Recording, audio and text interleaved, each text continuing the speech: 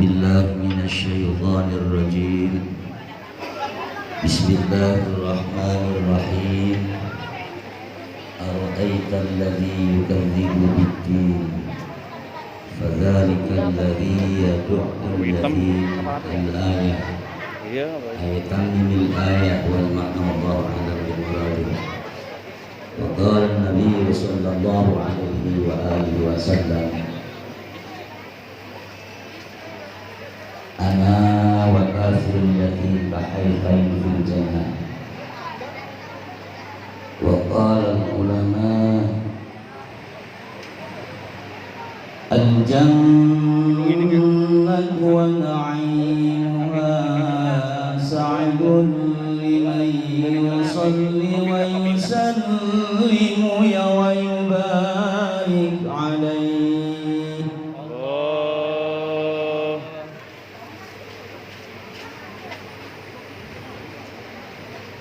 مولاي صل وسلم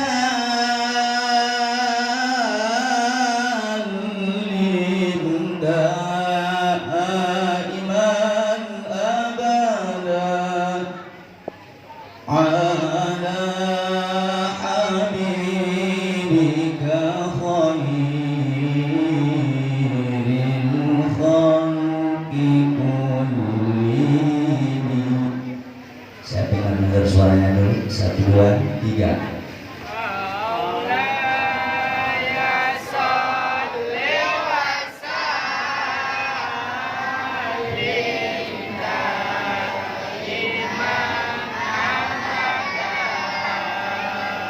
على حبيبك خير الخلق كلهم. 1, 2, 3. مولاي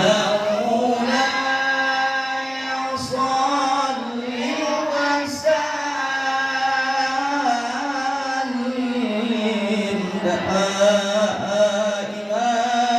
أبدا على حبيبك خير.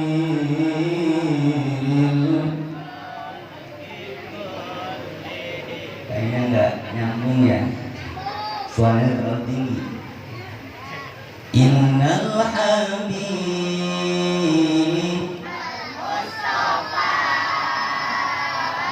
yurafatin wa dhikruhu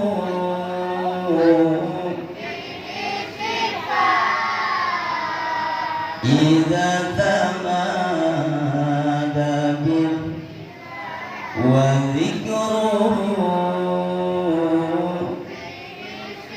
Coba keluarkan suaranya, keluarkan atau diganti lagi lagu itunya, sholawatannya. Sholatullah ala Toha, sholatullah ala Yasin, innal habib al-Mustafa yurafatin wahu وذكر فيه الشفاء إذا تمادى بالعلل والذكر فيه الشفاء إذا تمادى بالعلل.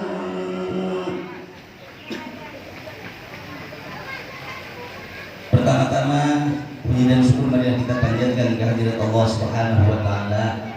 Shalawat dan salam semoga Allah limpahkan kepada junjungan kita Nabi Muhammad sallallahu alaihi wasallam, tidak lupa kepada para keluarganya, para sahabatnya, para tabi'in, atba'ut tabi'in, juga kepada kita bersama selaku umat. Mudah-mudahan di yaumul qiyamah kita mendapatkan syafaatnya, amin ya rabbal alamin.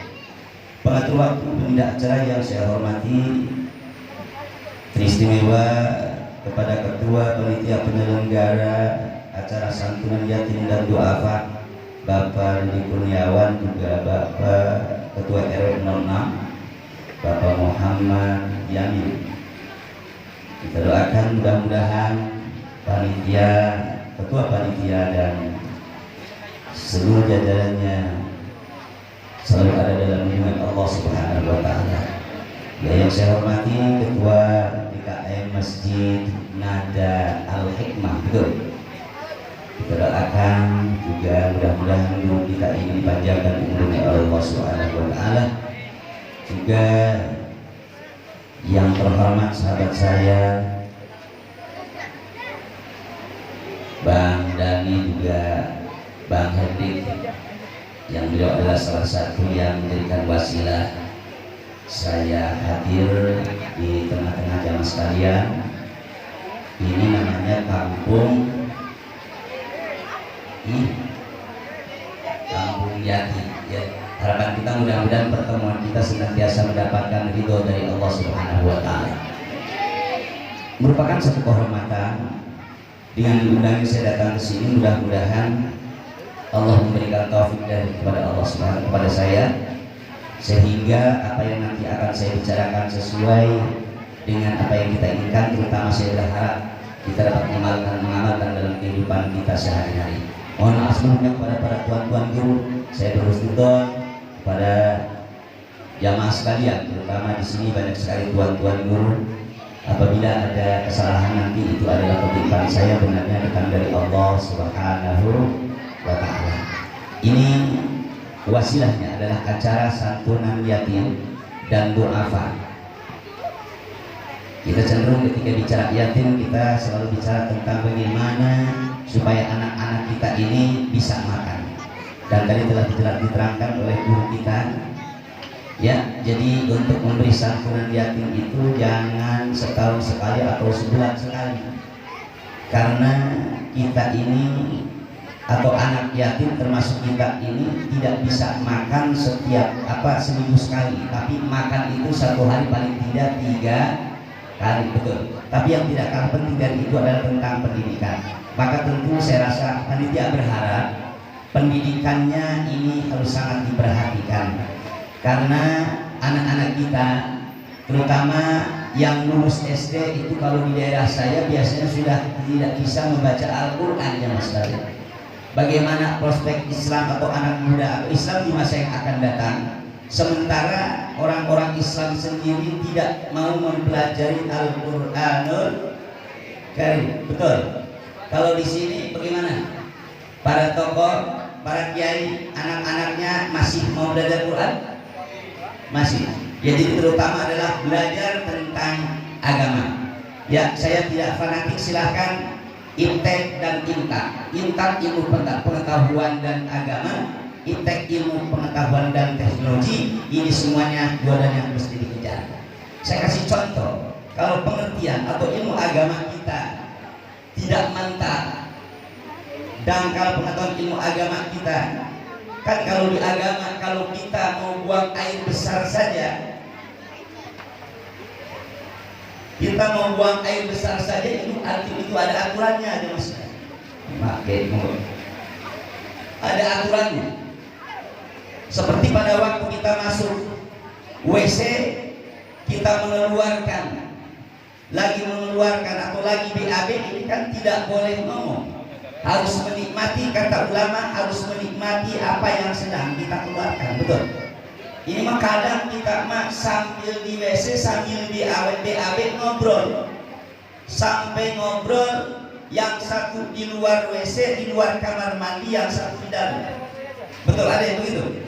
Ini hal terkecil sekali, sehingga ada ya anak kecil, anak muda yang sebelum dia BAB dia makan pakai genjer.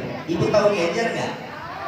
Tahu genjer? Kalau genjer yang saya tahu kalau kita makan itu disebutnya mereka kembali. Apa itu mereka kembali? Makan genjer keluarnya juga hijau juga, betul? Ya. Sambil BAB dia bukan diam. Ini kan larangan sebetulnya. Tidak boleh. Sambil BAB harusnya dia merasakan kenikmatan Allah yang berikan kepada kita, yang telah mengeluarkan kotoran dalam tubuh kita. Ini lagi BAB, ya dia malah nyanyi, coba sekali. Ini kan larangan. Ya. Mengapa engkau datang bila untuk pergi? Artinya mah itu genjer dimakan, keluarnya hijau lagi. Buat apa datang kalau memang untuk pergi? Coba sekalian saya hormati. Kata orang tuanya, kalau lu lagi BAB nggak usah nyanyi. Ya, anaknya begitu selesai BAB dia cebok, dia mandi. Apa dia bilang? Karena diomelin sama orang tuanya. Begitu mandi dia bilang, marilah sayang, mari sirami. Jawab sekali. Ini aturan dalam agama. Insya Allah apapun ya di dalam kehidupan kita yang terjadi, kalau kita bawa ke agama, terutama dibawa dalam hakikat, insya Allah tidak ada ya yang membuat kita pusing karena kita beragama.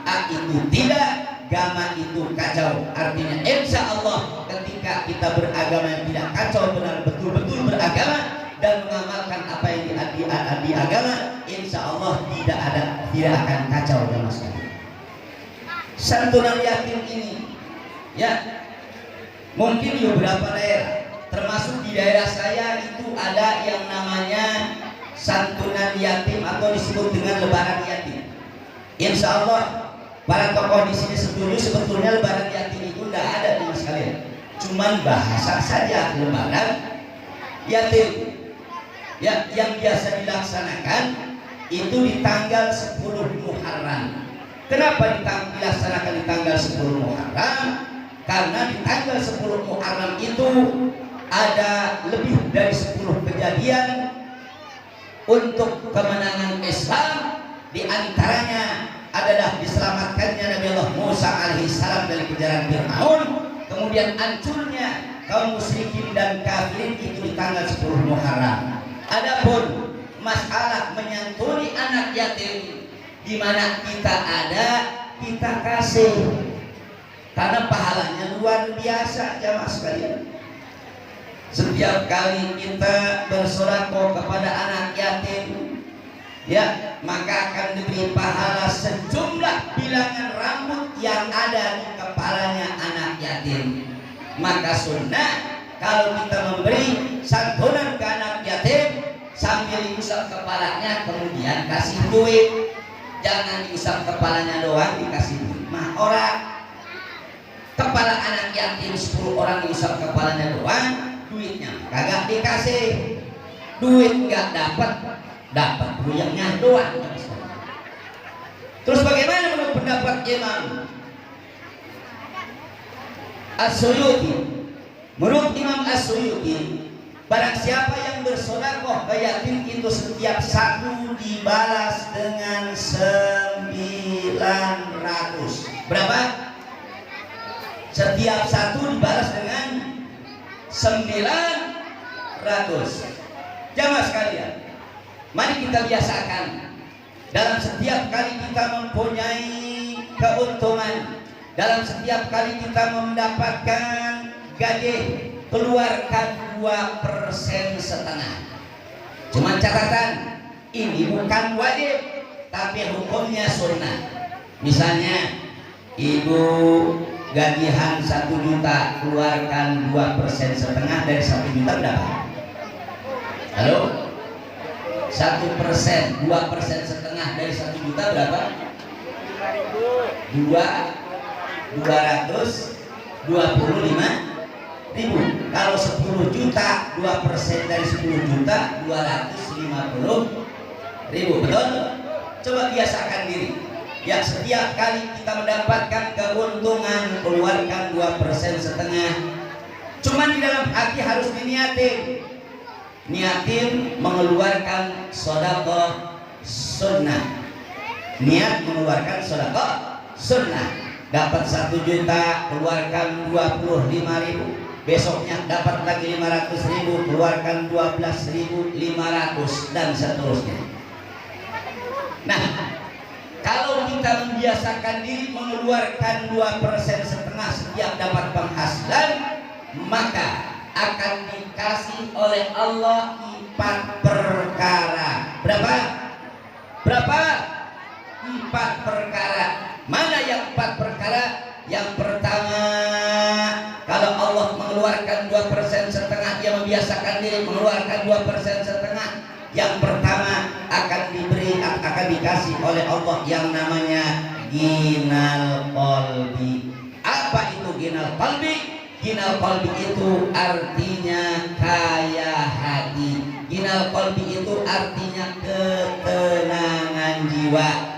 Dan memang inilah yang dalam hidup kita yang kita cari, yaitu hati kita jadi tenang. Satu. Kemudian yang kedua, kalau orang biasa mengeluarkan 2,5%, maka akan Allah kasih yang namanya ginal jah.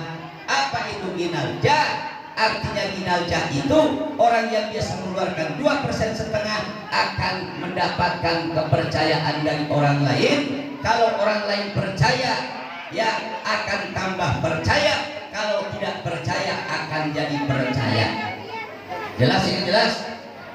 Baik. Kemudian yang ketiga, orang yang biasa mengeluarkan 2,5% akan mendapatkan yang namanya ginal ilmi. Apa itu ginal ilmi? Ginal ilmi itu orang yang biasa mengeluarkan 2,5% akan mendapatkan, yaitu ginal ilmi, artinya ketika di dalam kehidupannya mendapatkan kesulitan, maka dia akan Allah kasih jalan keluar. Pasti ya, pasti akan Allah kasih jalan keluar. Kemudian yang terakhir, orang yang biasa mengeluarkan 2,5% akan Allah kasih yang namanya yaitu ginal mal, kaya harta. Karena kata Rasul, as-shadaqatu tajlibur rizqa. Sedekah itu bisa narik ke rezeki. Setiap kali Rasul yang bilang, maka pasti itu akan terjadi. Karena Rasul tidak akan pernah mengucapkan sesuatu terkecuali mengucapkan berdasarkan wahyu dari Allah Subhanahu. La yantiqu 'anil hawa in huwa illa wahyu yuha. Benar ini. La yantiqu 'anil hawa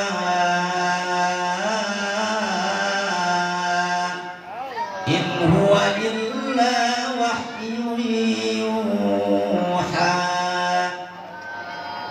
Jadi Rasul takkan pernah bilang sesuatu yang keluar dari hawa nafsu. Pasti ketika Rasul yang bilang berdasarkan wahyu dari Allah Subhanahu wa ta'ala. Bohong kalau seandainya kata orang berkata, saya beriman kepada Allah, kemudian dia tidak peduli kepada anak yatim, walaupun dia berkali-kali bilang saya beriman kepada hari akhir, akan tetapi dia tidak peduli sama anak yatim. Bohong kalau orang kemudian mengatakan bahwa saya adalah orang yang beriman kepada para malaikatnya Allah, sementara dia tidak peduli anak yatim. Itu omongan bohong semua jamaah sekalian. Alhamdulillah orang sini mah alhamdulillah. Saya mau tanya, ini santunan tiap tahun, tiap hari, tiap minggu, tiap bulan, apa tiap 2 bulan sekali? Tiap apa? Tiap apa? Setahun sekali? Setiap hari? Kalau bisa tuh seperti tadi jamaah sekalian, biasakan kalau mendapatkan penghasilan keluarkan 2,5%.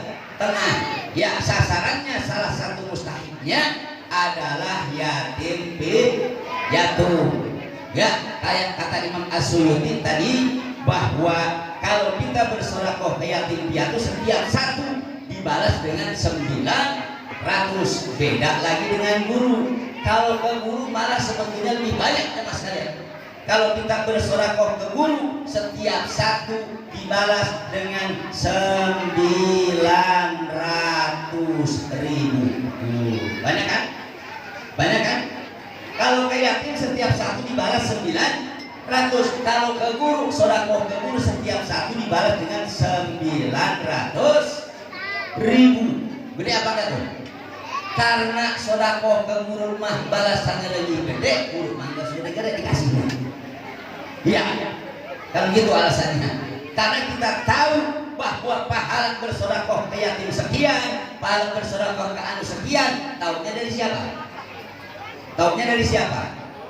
Dari guru. Kita bisa baca Al-Quran, taunya dari guru. Kita bisa sholat dengan baik sesuai ajaran agama, taunya dari guru. Bahkan kita tahu ini jalan neraka, ini adalah jalan surga, taunya dari guru. Ya, maka kalau ke guru itu mesti harus selalu hormat. Kalau kita punya milik, keluarkan milik kita, keluarkan 2% kita.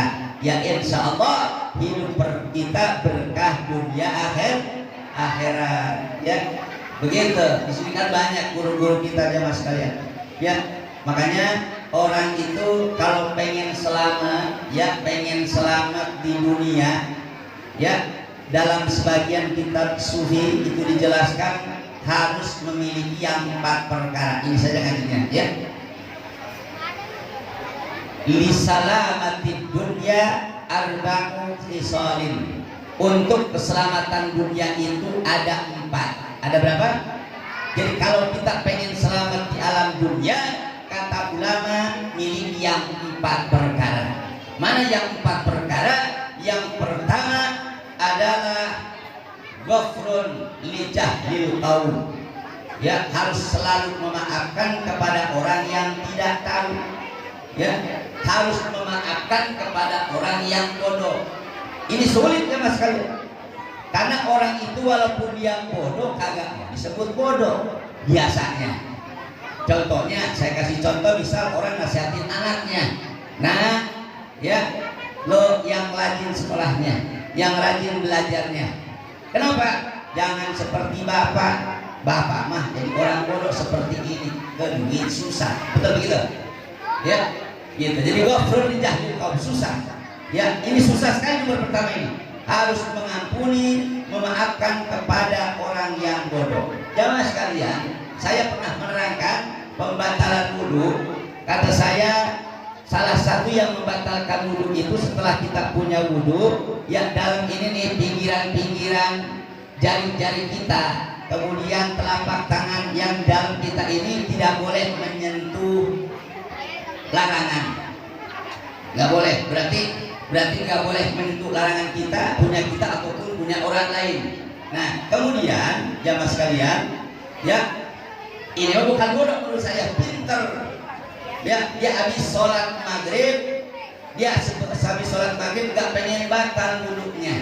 Ya, habis sholat maghrib nggak pengen batal wudhunya. Kemudian anaknya ma cebokin. Dia ingat kata gurunya, ya tidak boleh menyentuh kepada larangan.